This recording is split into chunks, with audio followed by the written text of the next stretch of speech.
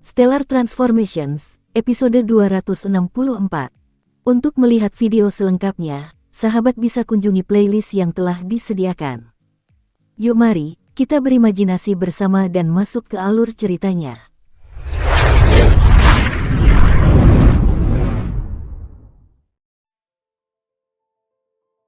Qin Yu juga melihat ke arah mereka.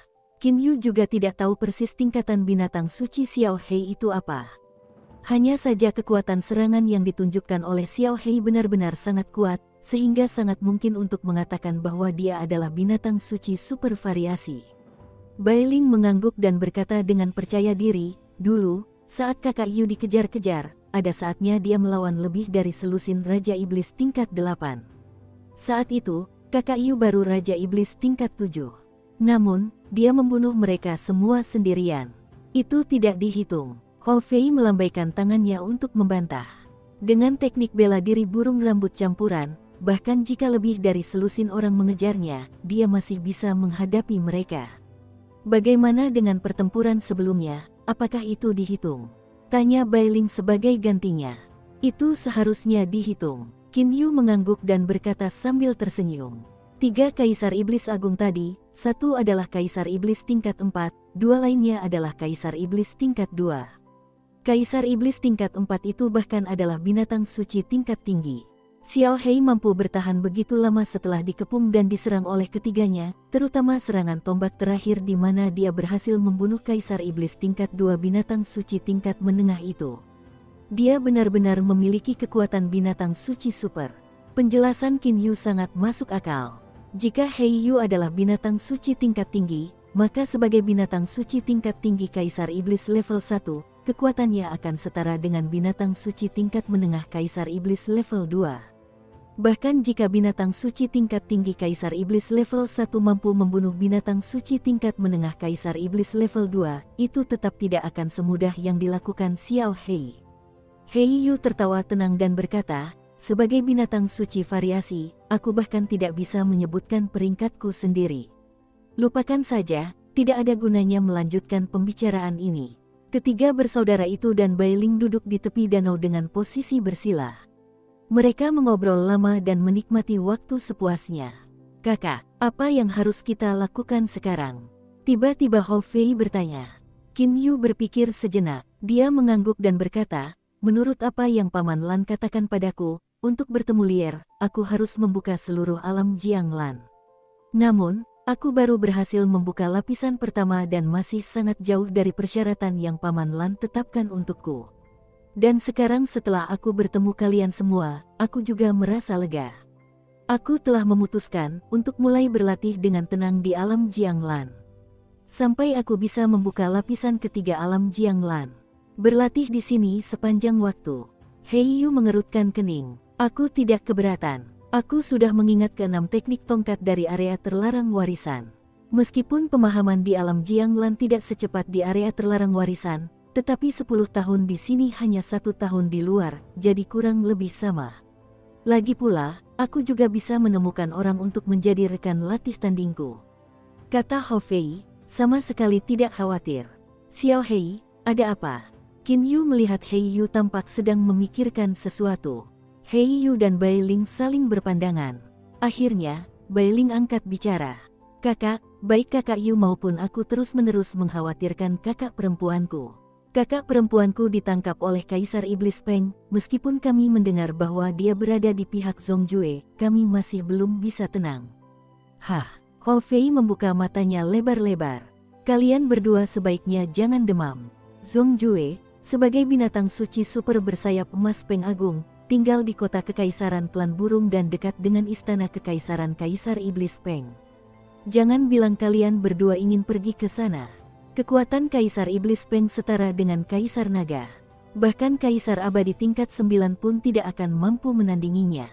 Qin Yu teringat adegan ketika Kaisar Naga mengalahkan Kaisar Yu dan Kaisar Mistik hanya dengan satu kepalan tangan. Kaisar Iblis Peng adalah seseorang dengan pangkat yang sama dengan Kaisar Naga. Sekalipun naga darah Ao Wuxu dikerahkan, dia tetap jauh lebih rendah dan tidak mampu menandinginya. Lagi pula, setahuku, Kaisar Iblis Peng masih memiliki 3 Kaisar Iblis Agung di bawahnya. Hou Fei ternyata tahu banyak tentang hal-hal ini.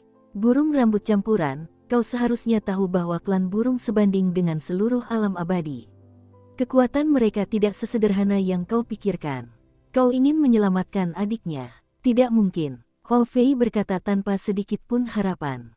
Aku juga mengerti itu. Alis Heiyu berkerut dalam. Namun, bagaimana aku bisa membiarkan kakak berada di tangan musuh sepanjang waktu?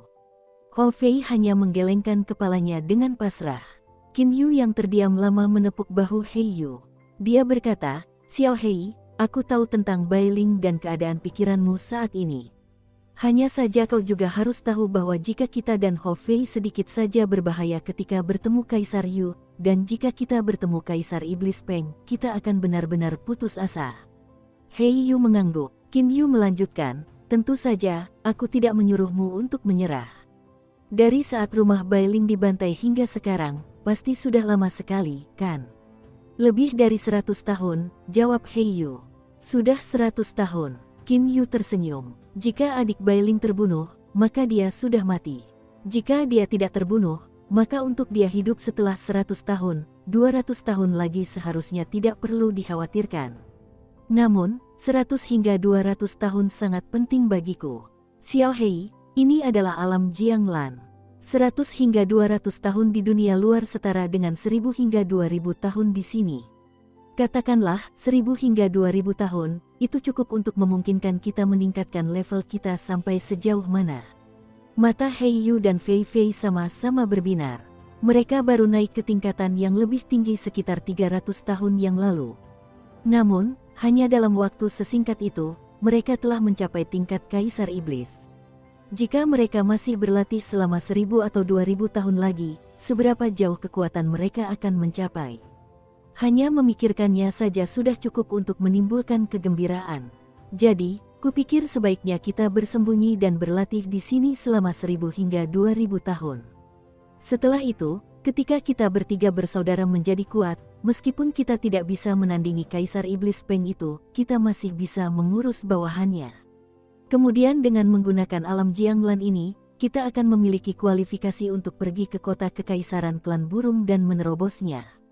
Namun, dengan kekuatan kita saat ini, kurasa jika Kaisar Iblis tingkat 7 atau 8 dikirim dari kota kekaisaran, maka kita semua akan berada dalam bahaya, kata Qin Yu sambil tersenyum. Bahkan dengan kekuatan yang dimiliki Qin Yu saat ini, dia hanya mampu menghadapi Kaisar Iblis tingkat 5 atau 6. Jika 1000 atau 2000 tahun lagi berlalu, sampai tingkat mana Qin Yu akan mencapai? Bahkan Qin Yu sendiri tidak cukup berani untuk memastikannya. Heiyu dan Bai Ling saling berpandangan. Komunikasi melalui kontak mata. Akhirnya, Heiyu berbalik dan menatap Qin Yu. Sambil tersenyum, dia berkata dengan lantang, bagus, akan seperti yang dikatakan kakak. Kita akan bersembunyi dan berlatih keras. Setelah kekuatan kita meningkat pesat, barulah kita akan menyerbu kota kekaisaran klan burung. Tentu saja aku juga menyetujuinya, kata Hou Fei sambil tertawa. Melihat Heiyu dan Hou Fei muncul, Qin Yu tersenyum. Kemudian dia berkata dengan suara lantang, mulai besok, kita akan memulai latihan. Di dalam alam Jianglan, 2 rumah besar berhalaman lagi muncul di samping kediaman Qin Yu. Masing-masing adalah kediaman Hou Fei dan Heiyu beserta istrinya, Bai Ling. Hou Fei meningkatkan kekuatannya melalui pemahaman dari pertempuran. Xiao Hei, secara tak terduga, juga meningkatkan kekuatannya melalui pemahaman dari pertempuran. Pada masa-masa ketika ia dikejar, pemahaman pertempuran Heiyu terus meningkat tanpa henti.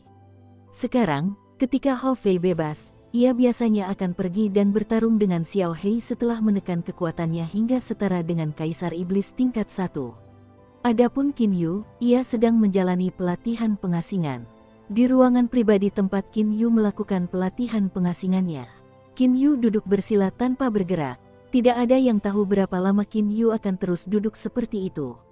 Di dalam ruang dantian Qin Yu, sebuah lubang hitam berada di ruang dantian yang tak terbatas. Lubang hitam itu mengarah ke tempat menakjubkan lainnya, ruang pasta tepung. Pada saat ini, kesadaran Qin Yu berada di pelabuhan sisi lain lubang hitam tersebut. Aku sudah mencapai puncak lubang hitam tahap akhir hanya setelah menyerap selama setengah hari. Apa yang harus kulakukan sekarang? Qin Yu menatap ruang seluas 2 hingga 3 meter persegi miliknya di ruang pasta tepung, hatinya dipenuhi rasa tak berdaya. Jumlah energi lubang hitam emas di dalam ruang 2 hingga 3 meter itu sangat banyak. Jumlahnya jauh melebihi energi dari 3 cincin cahaya emas. Namun, saat ini, Qin Yu hanya menyerap energi roh elemen dan mengubahnya menjadi energi lubang hitam. Akan tetapi, energi lubang hitamnya tidak dapat menjadi lebih murni lagi.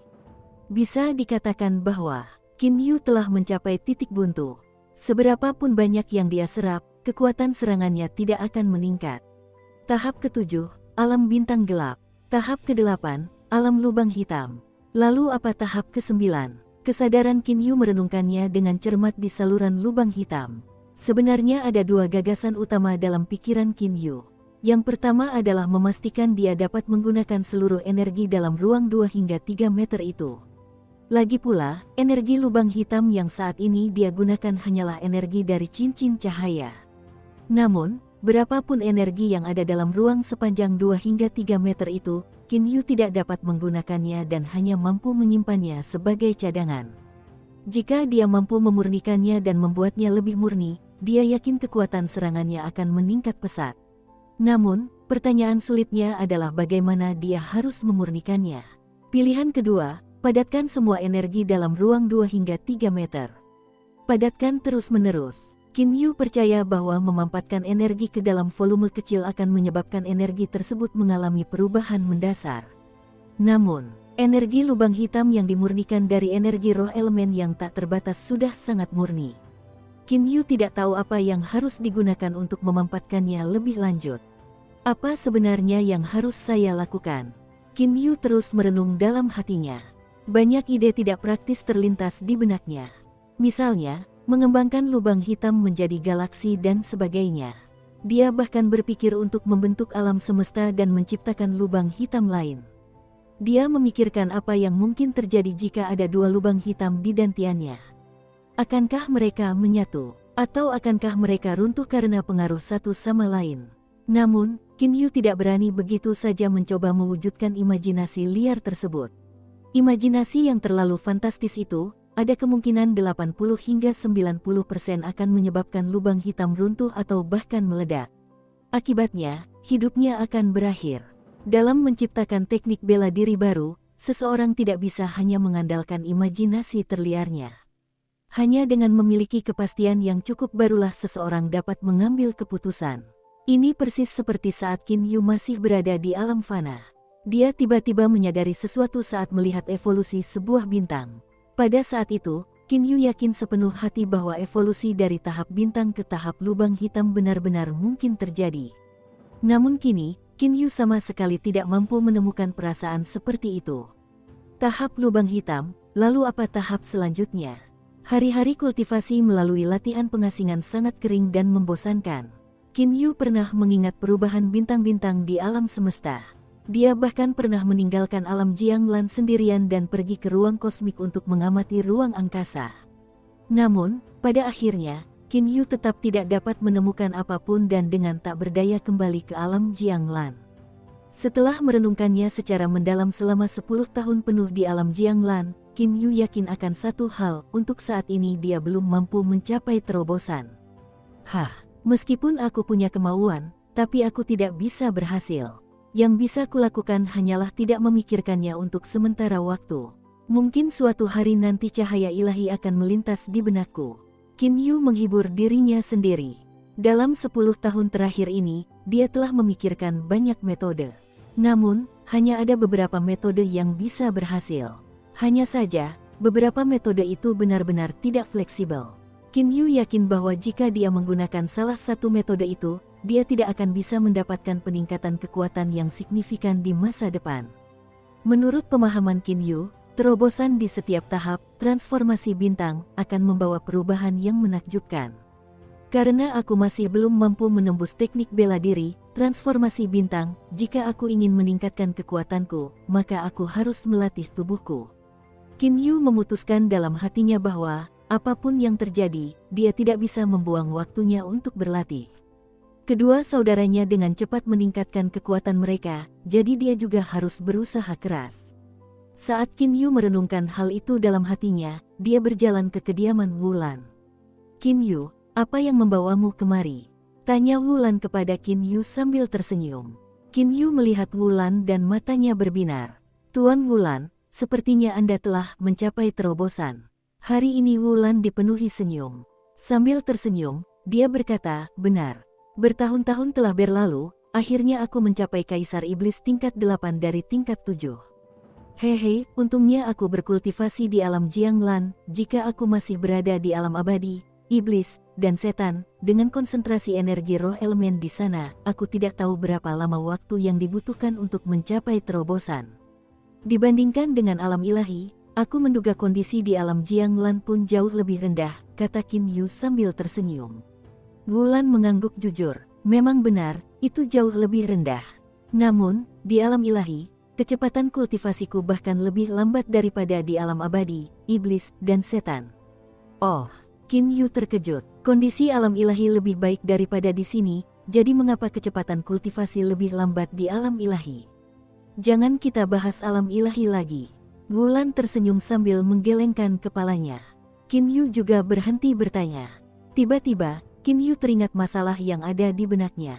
Dia bertanya, "Tuan Wulan, apakah Anda kebetulan memiliki teknik bela diri yang bagus untuk melatih tubuh?" "Saya ingin melatih tubuh saya." Teknik bela diri untuk melatih tubuh.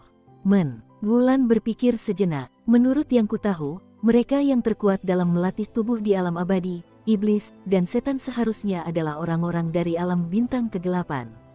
Alam bintang gelap. Qin Yu tersenyum tak berdaya. Mungkinkah Tuan Wulan mengetahui teknik yang digunakan orang-orang di alam bintang gelap untuk melatih tubuh mereka? Tidak, kata Wulan sambil tersenyum. Qin Yu juga tersenyum. Wulan ini sedang mempermainkannya. Haha, yang kusebutkan tadi hanyalah teknik latihan tubuh terkuat dari alam abadi, iblis, dan setan. Yeku bukanlah seseorang dari alam abadi, iblis, dan setan. Teknik latihan tubuhnya jelas tidak kalah dengan teknik dari alam bintang gelap, kata Wulan sambil tersenyum gembira. Qin Yu segera menyadari bahwa Yeku adalah Tyrannosaurus Rex yang berasal dari ruang kosmik yang berbeda. Teknik latihan tubuh Tyrannosaurus Rex. Dia juga tahu bahwa ketika Ao Wuxu adalah Kaisar Iblis tingkat 7, kekuatan Kaisar Iblis tingkat 7 Yeku tidak kalah darinya. Dari sini, jelas bahwa teknik latihan tubuh Yeku sangat kuat. Apakah Yeku bersedia mengajari saya? Qin Yu tidak yakin akan hal itu. Wulan berkata dengan acuh tak acuh, "Aku tidak tahu. Adapun apakah Yeku bersedia mengajarimu teknik bela diri pelatihan tubuh klan dinosaurus, itu tergantung pada kemampuanmu sendiri." Qin Yu, dengan penuh tekad, segera menemukan lokasi Yeku saat itu. Membosankan sekali. Yeku saat ini sedang mengangkat gunung setinggi 10.000 kaki. Dia terus melemparkannya ke langit lalu menangkapnya kembali. Setelah menangkapnya, dia akan melemparkannya lagi. Dia bahkan menghela napas saat melempar gunung itu. Membosankan sekali. Sebuah gunung besar terus dilemparkan ke sana kemari seperti itu. Bagaimana cara membuat Yeku mengajarinya teknik bela diri klan dinosaurus? Qin Yu merenungkannya dalam pikirannya untuk waktu yang lama. Namun, tak satu pun dari idenya yang benar-benar pasti berhasil. Jika semua gagal, maka hanya aku yang bisa mengorbankan diriku sendiri. Tuan Wulan, saya permisi dulu. Qin Yu mengucapkan selamat tinggal. Aku harap kau berhasil, kata Wulan sambil tersenyum. Qin Yu tersenyum getir. Berhasil, itu akan sangat sulit. Segera setelah itu, tubuh Qin Yu menghilang begitu saja dan muncul di tempat Yeku berada.